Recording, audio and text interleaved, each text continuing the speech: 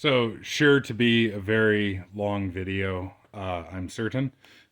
and I'll, probably do my normal bullshit of going in circles and crap. But um, I wanted to weld first and show you the difference with it welding. But I just wanted to show right quick that, and I'll talk more about it later, but so I have both of these regulators at the same pressure, and when I talk about like the flow difference and what have you, I will just be adjusting the flow on these things and not the pressure.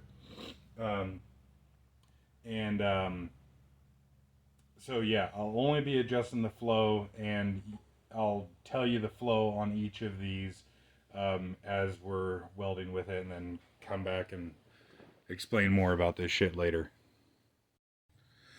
So I've just been messing around with that setup that I have there and different gas mixes and what have you. Um, and I don't want to get into it too much right now. So right now what I have set up is short circuit MIG 030 hardwire with 20 CFH of straight carbon dioxide.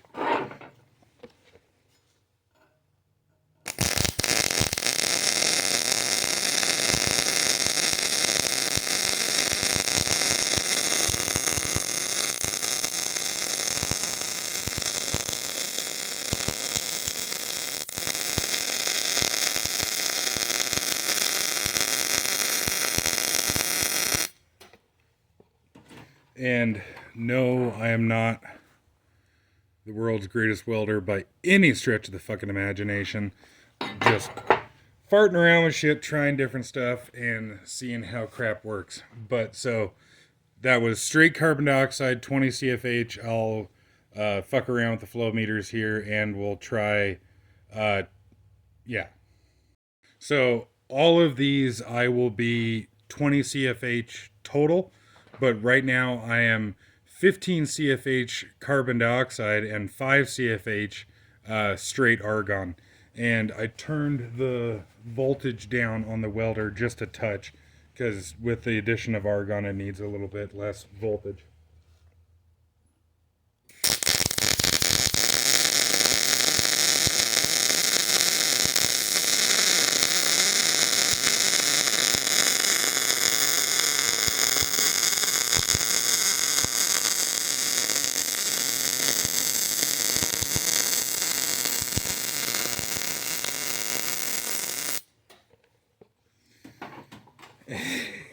Wavy as shit, but I personally like the way that that did better, and hopefully it comes across on the video.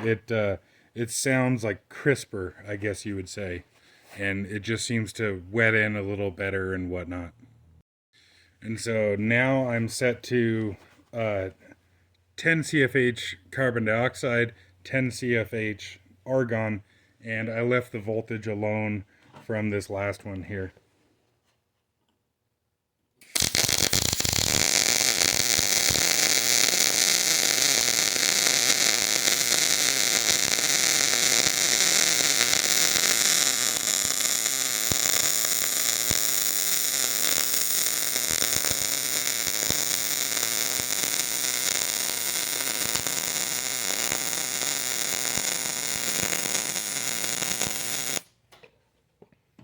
So you can tell, hopefully, to me anyways, the sound changes, and at least from under the hood, it looks like there's a little bit more splatter on that one there, like hard splatter coming off the arc itself. And sounds, I don't know, kind of erratic, getting a little more erratic, I guess. So now we're at 5 CFH carbon dioxide and 15 CFH argon, so 75-25, what the majority of people use for short circuit MIG.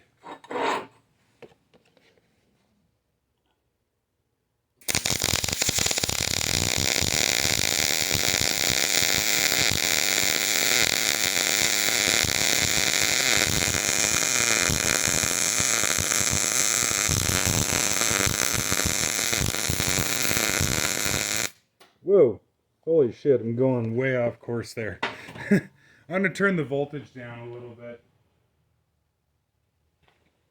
Turn the voltage down a touch. Unfortunately, I don't have a readout, so I don't know exactly what it is.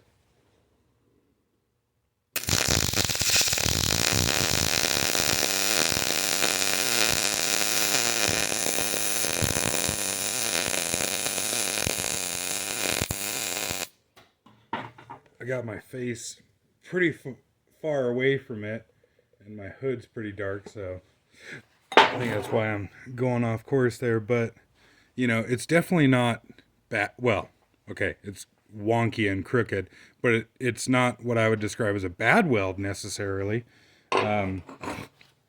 Just not really what I personally prefer.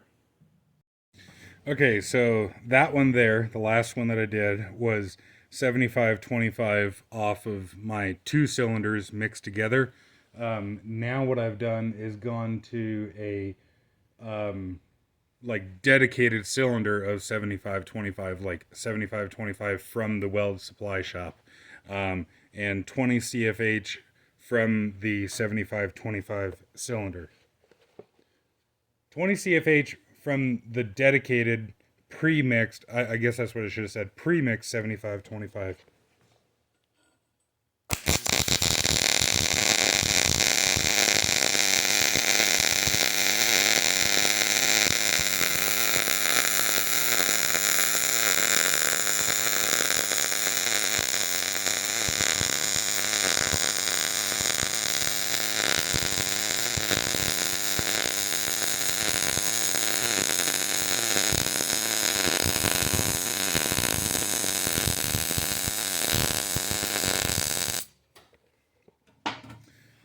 So I personally can't really tell the difference between the pre-mixed 75-25 and the DIY 75-25, if we want to call it that.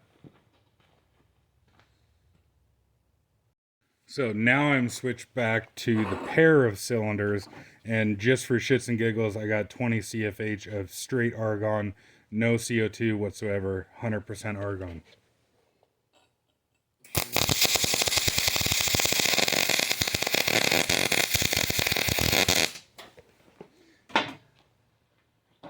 Except it helps to turn the cylinder on. Actually, no, I lied. The cylinder is on. Straight argon just does that bad.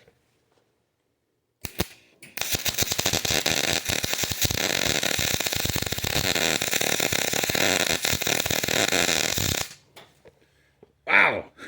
Okay, so that was with the flow control knob on the CO2 turned completely off.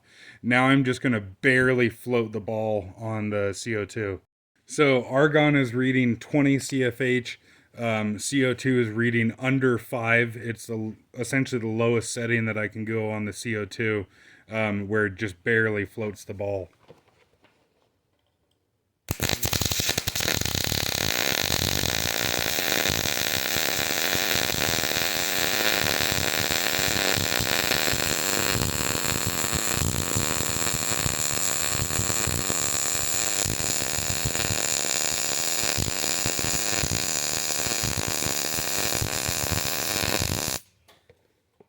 And it's pretty crazy to me how a very tiny amount of CO2 has such a big impact on the arc.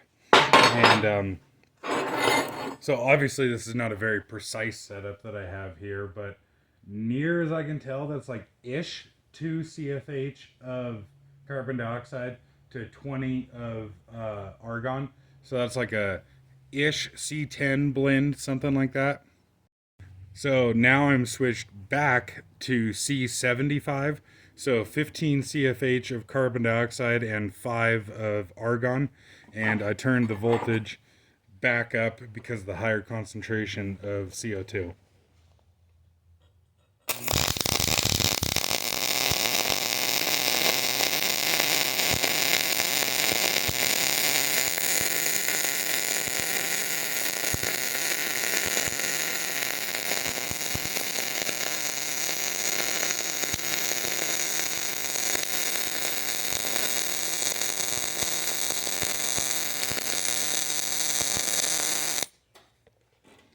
And so that was pretty cool. It, of course, had that like 90% argon still in the hoses. And so you could actually tell the difference. Like you could hear the tone change in the arc there as it purged out that 90% argon. This plate's starting to get kind of warm, but that's what that C75 was there.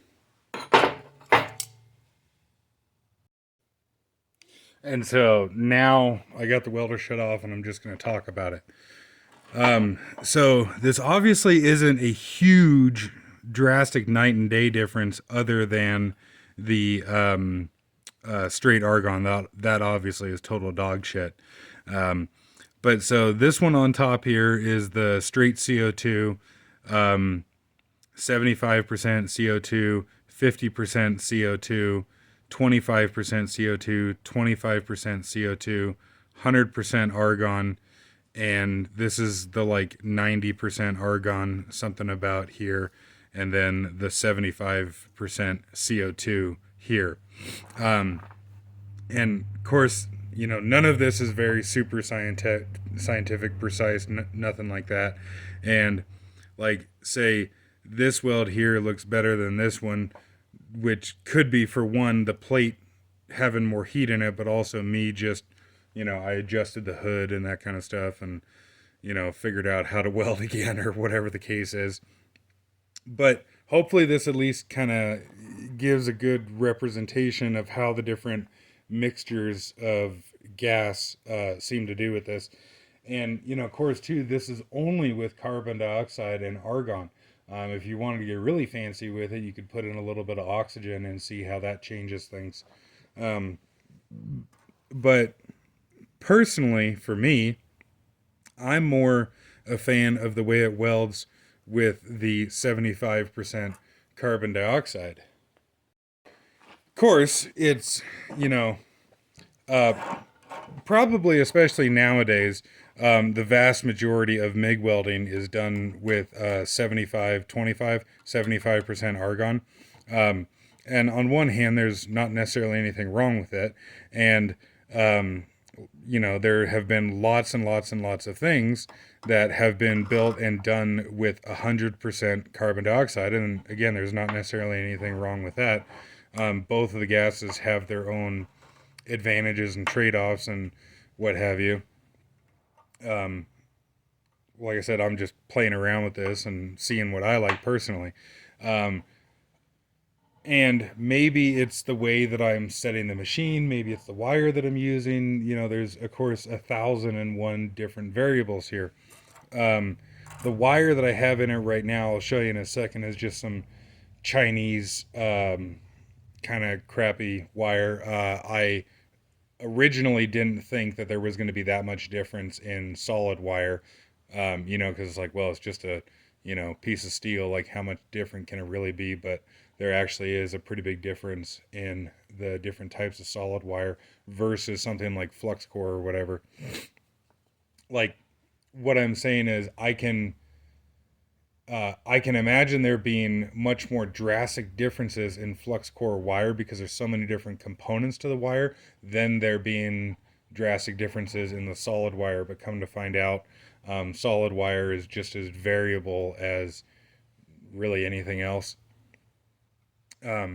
But yeah, so I'm curious to watch this video. Like I said, to me, it seems that the 75% carbon dioxide actually splatters less as far as hard spatter anyways.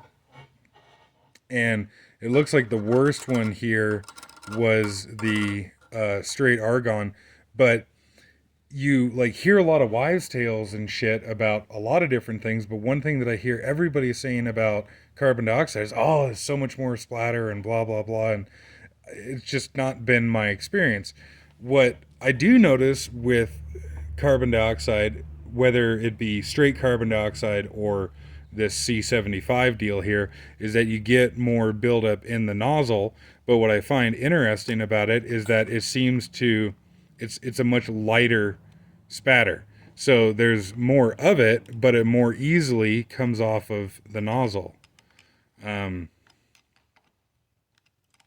where the C75 seems to have like larger, hotter balls of spatter that kind of like burn themselves onto the nozzle harder.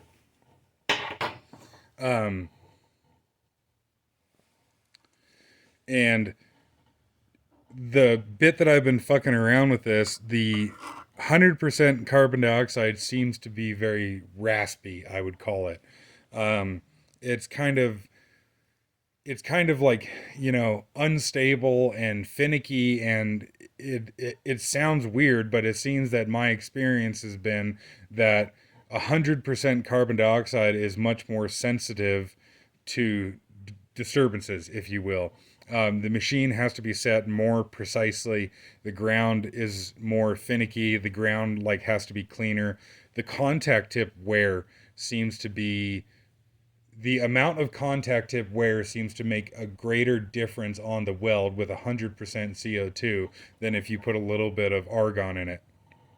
The C75 here, when you put in just a little bit of argon into it, it seems to help the weld like wet in and flow in a little bit better.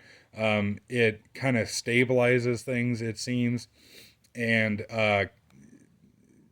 what I would describe takes the arc from what I would call raspy to crisp, which I know that it's just words and doesn't really do you much good, but that's the best way that I can describe it. And different variables just seem to have less of an effect. The contact tips stick out, the ground, the wear on the contact tip, everything just kind of seems to get a little bit better and a little bit more forgiving with that little bit added argon in there.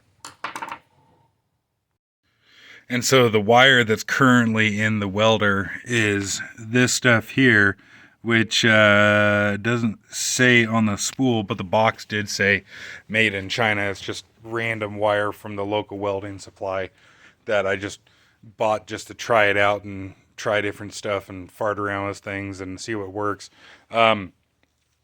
There definitely does seem to be wires that do better and worse with the higher concentrations of carbon dioxide. And the one that I have come across that seems to do the best is Lincoln L56. And this has different additives in it and what have you that actually seems to do a lot better on dirtier steel for one, but also the higher concentrations of carbon dioxide. And it unfortunately doesn't really do you any good looking at the settings here unless you have one of these machines, but those were the settings that I was using. As I mentioned in my last video, I need to actually figure out and write on the faceplate what wire speed and voltage settings these dials correlate to. And so the regulator setup that I have here is a modern Victor dual flow meter, and then a older, but I don't know exactly how old, Victor carbon dioxide flow meter. These carbon dioxide ones are really nice because they're all like billet aluminum, and they have these fins on here for a lot of not heat dissipation, but heat absorption, because the carbon dioxide regulators get rather cold. And I don't actually know why, because carbon dioxide is stored as a liquid in the cylinder, but then as gas on top. So if it's only getting gas into the regulator, why does it get so fucking cold? And if you flow enough of it, you can actually see like little chunks of like dry ice and shit in the flow tube. But anyways, not the point right now. So I've done a lot of reading around about this as far as like a, home hobby DIY setup for your own mixed gases. Miller and Smith and lots of other companies, I'm sure, but the most predominant ones seem to be Miller and Smith for the welding industry anyways, make their own gas mixers. And they're very expensive. They're like $2,000 or something like that for the gas mixers, and I'm sure that they are much more precise and much more accurate, and they look to be easier to work with. There's just two dials on the front of them, one for your cubic feet an hour flow, and the other one for your mixture. And so that's really cool. You just dial in whatever the hell you want. Where this here, you got to do a little math between the two different flow meters here. So that the like proper purpose built gas mixers would obviously be a more precise way of doing things, but it requires more equipment and more money and more setup and what have you. Um, this here is just two flow meters flowing together, and yeah, okay, so you can see that I just got the one side of the dual flow meter here flowing into this guy here, and it just, argon comes in here, carbon dioxide comes this way, and then this hose here runs to the welder. And the reason that I have the valve on here is to act as like a gas purge. So if I want to set the flow meters, I just open the valve, dump the gas to atmosphere, and then I can adjust the flow meters as desired. And on one hand, you could say that it's a waste of gas, and yes, technically it is, but at the same time, you essentially, do that once. You set the gas mixture that you want, and then, leave it alone for the duration that you're welding. So I don't really see that as being too big of a deal. And the amount of gas that you're dumping is very little. So yeah, this deal and setup here is just, I was working with what I had on hand at the time. I already had the flow meters and I already had the cylinders. And so you just, slap a couple fittings together here and try it out and experiment with it, right? Now, retail value on these two flow meters is extremely expensive.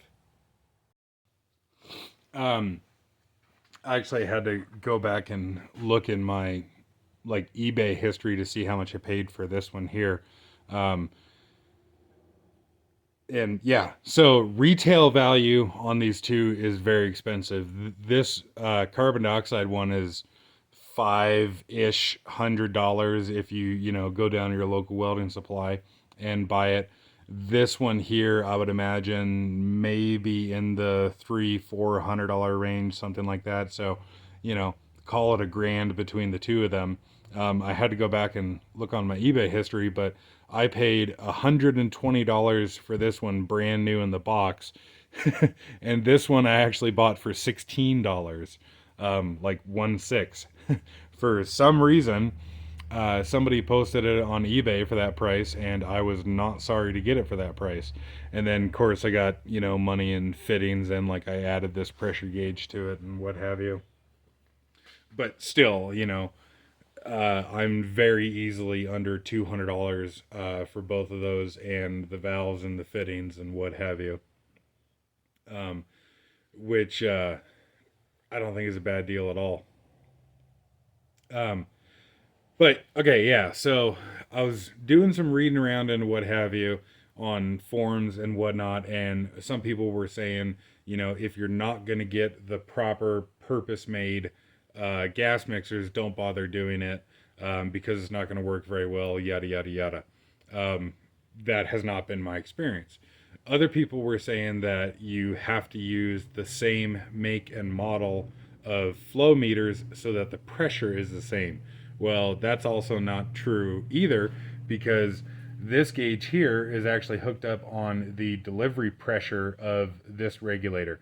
And yeah, so if I turn on this cylinder here, because the valves are open and what have you, well, it's hard to see, but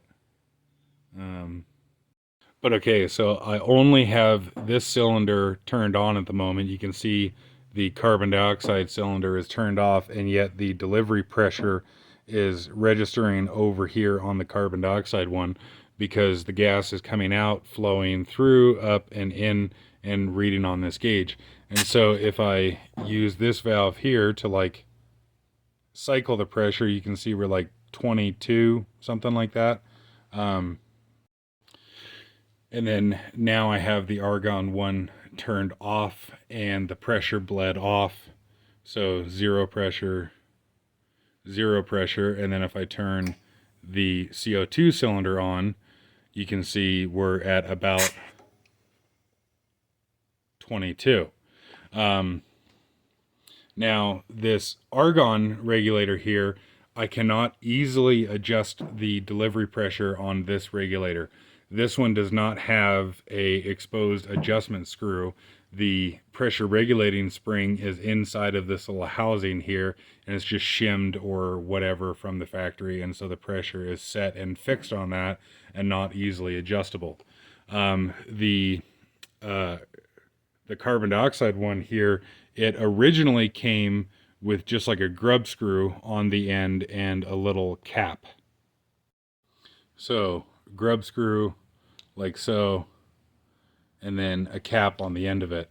You can just simply take that out and put in a T-handle designed for one of these 300 series carbon dioxide regulators, and then you adjust the pressure to whatever you damn well feel like.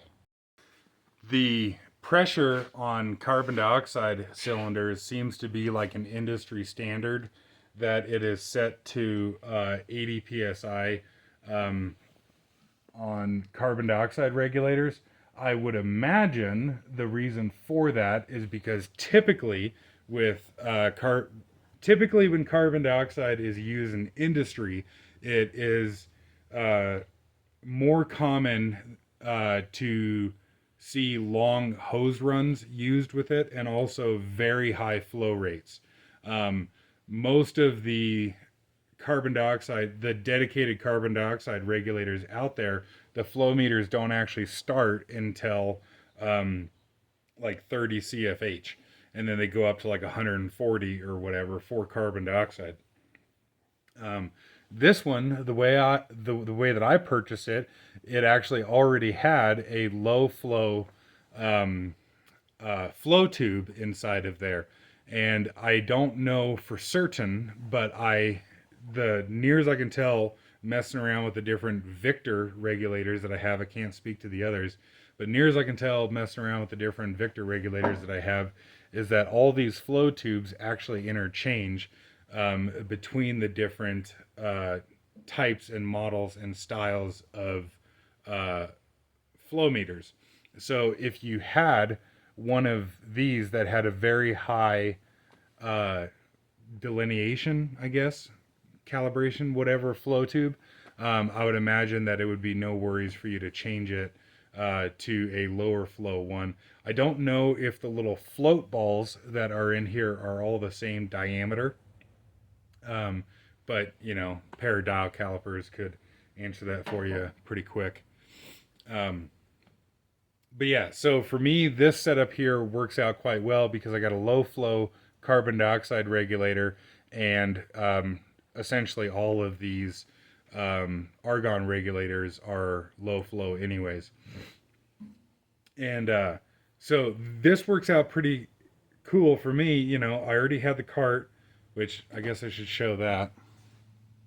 I took my Hobart welder off of its original wheels and cylinder cart and what have you, and mounted it on this older cart here, and it works out great because it will fit both of those cylinders, and I actually still have room to put like my little Everlast welder and shit on the side of here. And so that works out quite well, having the two different cylinders. I can use a mix of gas for the MIG welder, and then because this one's a dual flow meter, I can just run a hose from that connection there down to the Everlast TIG welder.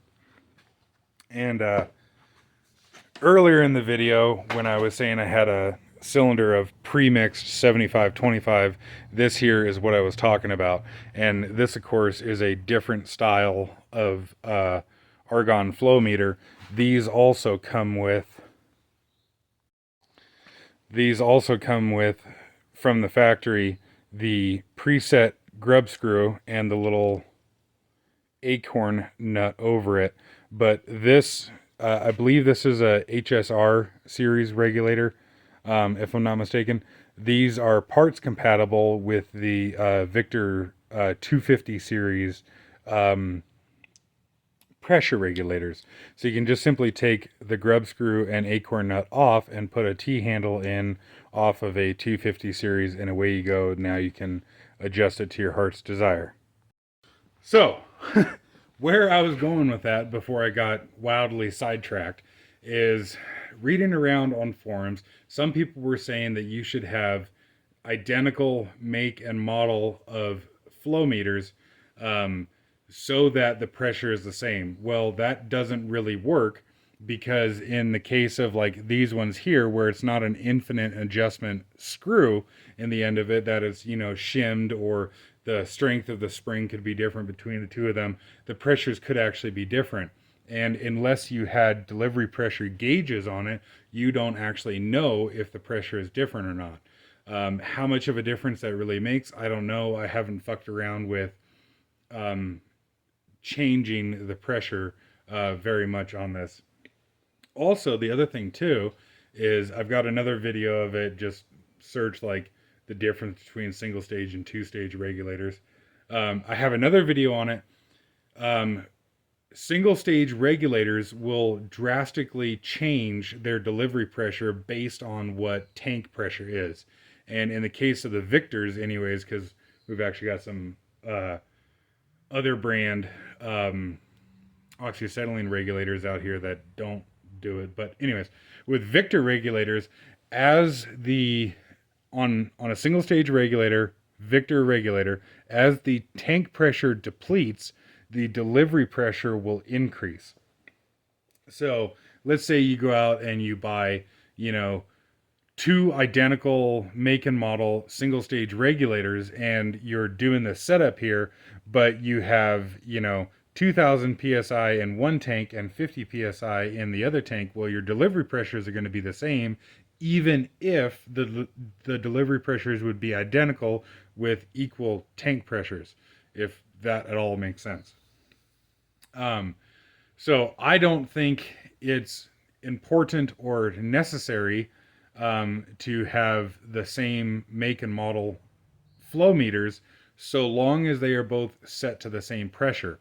Now, this one here, like I said, I can't easily adjust the pressure, but this one I can, so no worries. I'll just measure what pressure this is delivering and adjust this one to match. And to do this, for argument's sake, because I'm sure there's a way you could find around it, but for argument's sake, to be able to do this like DIY MIG mix setup here, you do have to have two flow meters you do have to have two flow meters as opposed to flow gauges. The difference being that flow meters have for argument's sake, a fixed pressure that they regulate the gas down to, and then you control essentially the orifice size, the opening between the regulator and the welder, to regulate and also to be able to get a visual readout, like directly measure the amount of gas that is leaving the regulator, even though the pressure stays the same. A flow gauge would be something like this here, where it does not have the flow tube and the adjustable orifice on it. What this is actually a pressure regulator. Like, this is just a bog standard pressure regulator. This is actually a pressure gauge. Just, it is calibrated to flow based on the restriction orifice size. So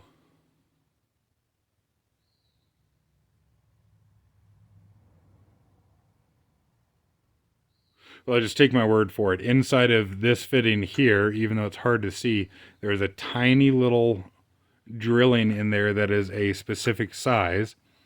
And we're going to focus.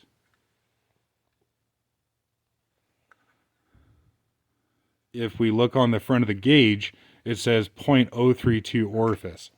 So that orifice and that gauge have to work in tandem and conjunction with each other to give you the desired flow.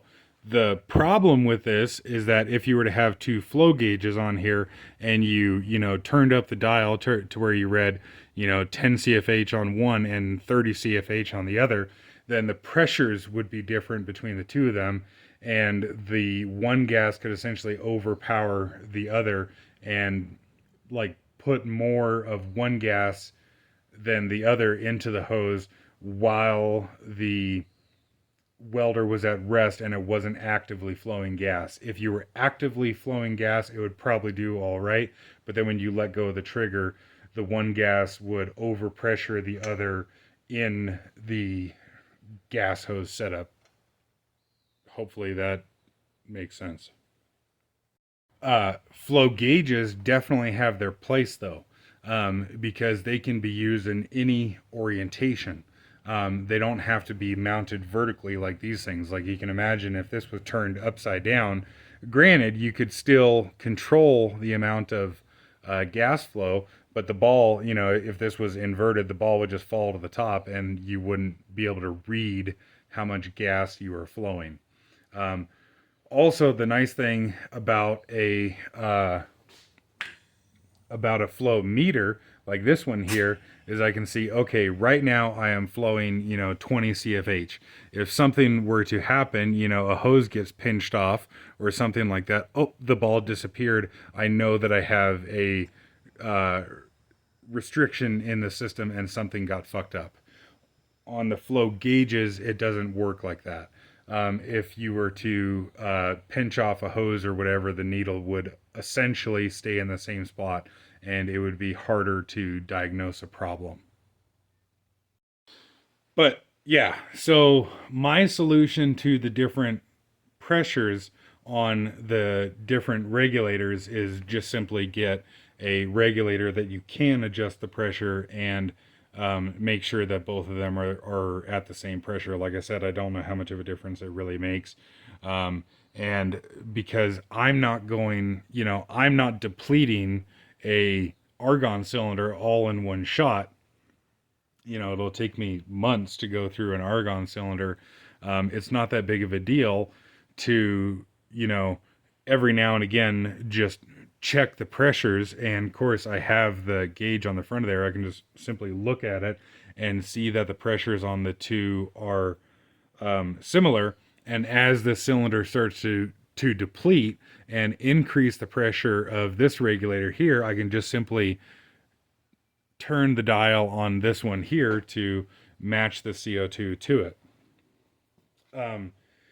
The other solution too is that I could put a dual stage pressure regulator on the argon cylinder to give it a much more stable delivery pressure. And I have parts and everything to do that where I could easily make that happen, because I would still want the dual flow meter, because this other gas line here not only is handy for running, say, the TIG welder, but also if you needed to run like a purging setup like on the inside of tubing or something like that or whatever. The CO2, I personally don't see a need to put a two-stage regulator on there because CO2 is stored as a liquid. The pressure in the cylinder, assuming that it has liquid in it and you haven't depleted the cylinder, assuming that it has liquid in it, the pressure of the cylinder is dictated by the temperature of the CO2, not necessarily the overall capacity. So, if you only had 1 pound of CO2 in the cylinder at 70 degrees, it'd be effectively the same pressure as if it had 50 pounds of CO2 at 70 degrees. So the pressure inside of a CO2 cylinder is far more stable because it's stored as a liquid than a strictly gas containing cylinder. And so I guess that kind of brings up another thing here. So you can very easily make the argument that, like, okay, you like 75% CO2, that's great and fantastic. If it was such a wonderful thing, why couldn't you purchase 75% CO2, 25% argon in a cylinder?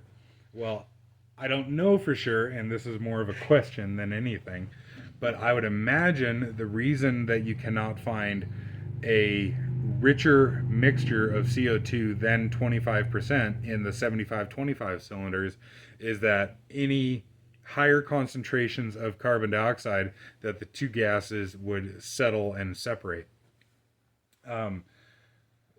A cylinder of 100% carbon dioxide is stored as a liquid, and a cylinder of 100% argon is stored as gas. In the 75-25 cylinder, this one here being 75%, did it actually say? Yeah, hey, look at that. It does actually say 75% argon, 25% CO2. I don't know how exactly the chemistry, physics, whatever works in there, but this is actually 100% gas in there, and there is no liquid layer in there, at least hopefully and in theory. I have never experienced it myself, but I've read about it online and heard a couple stories about it, that the gases in a pre-mixed cylinder can separate. And it's my understanding that sometimes the valves, and potentially even that there's like a standpipe in the 75-25 cylinders, there's design changes about a 75-25 cylinder to help prevent the gas from separating. I would imagine if you go any richer of a concentration than 25% 25% CO2 in a mixed cylinder, that problem gets exponentially worse. And so I think that's why you don't see stronger mixes of carbon dioxide in a pre-mixed cylinder. The other advantage to this setup here is that it's far cheaper. With the CO2 being stored as liquid, these are measured, like the amount of gas in these is actually measured in pounds. So this is a 50-pound CO2 cylinder, and this is approximately a 250 cubic foot argon cylinder. I don't remember exactly what the math is on it. I think it's like, oh shit, yeah, I don't remember how many cubic feet of carbon dioxide to a pound of carbon dioxide, but roughly speaking, if I remember correctly, there is roughly 450 cubic feet of carbon dioxide in that cylinder, versus if it was a compressed gas, it would just be 250. This cylinder of 50 pound CO2 containing roughly 450 cubic feet is $65 for the gas. My cost, of course, your mileage will vary depending on your gas supplier and what have you, but I pay $65 for one of these and $110 for one of these. The 75-25 cylinder is $120 for the gas cost, and so for not very much more money, what is that, like $50 more or whatever, I get a total of 650 cubic feet here, or no, that'd be 700, right? Anyways, holy shit. Mixing your own gas is significantly cheaper than buying it in pre-mixed cylinders. The other thing is that with a pre-mixed cylinder, the way that most people do it, with one pre-mixed cylinder and one regulator going to your welder, you are stuck with that gas mixture. And if you want to have, 75-25 for short circuit and 90-10 or whatever for spray arc, then you have to have two different cylinders and switch back and forth between them. With this setup here, not only is it cheaper, but I can just simply dial in whatever gas mixture that I want. Of course, it's not the most accurate thing in the world, But the other day, I was welding with dual shield on my backhoe, and I was just playing around with it, and I actually found that I was adjusting the gas mixture based on whether I was, flat, horizontal, overhead, or whatever. And it actually, I liked it. Like I saw a benefit in being able to adjust the gas mixture on the fly based on what you're doing. Um, and I thought that was a rather handy and convenient thing. It also just simply reduces the number of cylinders that you have to have around. With these two cylinders here and the appropriate mixing devices, um, one of these days I would really like to get a Miller or Smith gas mixer. I just want to find a good price on one. With just these two cylinders, you can have, essentially an infinite blend of gas mixes at your disposal. Where if you're buying premix cylinders, you have to have a premix cylinder for each and every gas mixture that you want. Um, and so, yeah, with this setup here, I've only recently been using it and recently been playing around and tinkering with it, whatever you want to call it. Um, and so as of so far, what I've done with this is um, dual shield wire, which I guess, not to get sidetracked again, but I was looking at the Hobart Excel Arc 71, I believe it is, dual shield wire, and that wire is rated to be used on up to 90% argon, clear up to 100% CO2. None of the manufacturers, like, they say between 80 and 90% argon and 100% CO2, right? Yeah. I don't know. If you're curious, go look at it. But the point is that that wire is certified, if you will, to run on 100% CO2 or a mix of CO2 and argon. Um, what's interesting is that that specific wire, the Hobart Excel Arc, actually states that you get a higher tensile strength with 75/25, but you get a more malleable and ductile weld with 100% CO2. The figures for the elongation of the weld was higher on straight CO2, but the tensile strength was higher on 75/25. And I thought that was rather interesting. And for me personally, I would rather prefer the higher elongation than the higher tensile strength. And so there's all sorts of like interesting intricacies to the different mixes of gases and how that affects the weld. Um, so I guess that's probably okay. Yeah. So oh, life's hard when you're retarded. I swear. So yeah, I've done dual shield, I've done short circuit MIG, and I've done spray arc with this setup. Um, I was doing 045 solid wire spray arc with it, and if I remember right, I was running 20 CFH of argon and just barely floating the ball on the carbon dioxide, and it was actually spray welding rather well.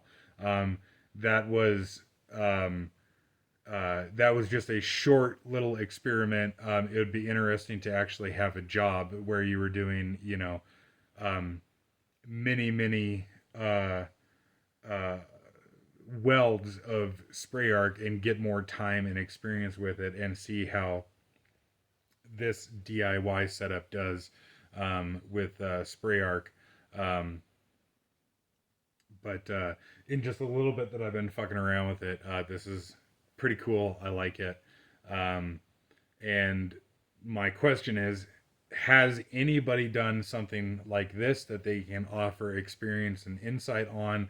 And has anybody used the proper industrial um, gas mixers? And again, have any insight or experience on that?